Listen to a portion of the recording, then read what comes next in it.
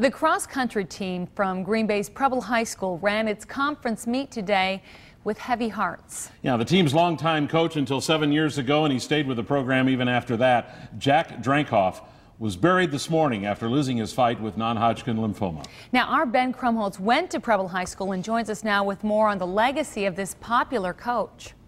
Well, Michelle, my brother, sister, and I were among the thousands of students who ran for Coach Drankoff during his more than 40 years at Preble High School. He coached both cross-country and track with countless accomplishments, but his legacy at the school goes well beyond his wins and losses. For the first time in more than 4 decades, runners for Green Bay Preble's cross-country team knew a familiar voice wouldn't be billowing across the course. It's tough. There's not another Drankoff. You just do your best. Strong the entire way.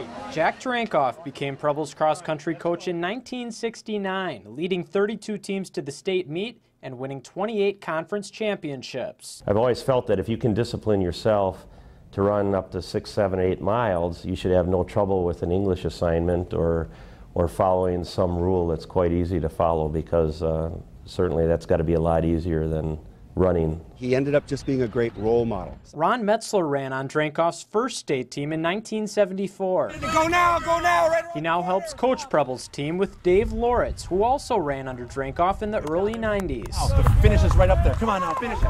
He's meant everything. I mean, everything that we've had, everything. The reason I'm here today is because of him. The interesting part was to watch how it lasted for 40 years. That was the interesting part, to be a Green Bay person and see that we made it to state in the 70s. Well, then he won the state in the 80s. And then it just kept going and going and going. Well, tell Joe Hoppy and you to put them right back where they belong, and you'll be hopping back to school instead of on the bus.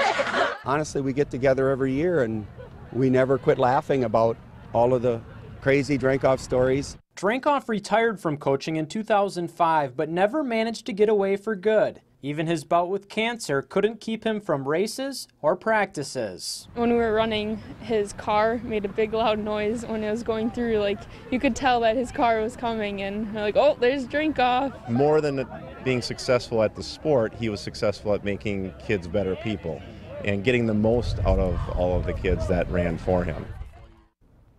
Drankoff is in Wisconsin's cross-country and track coaches halls of fame. He was 67 years old.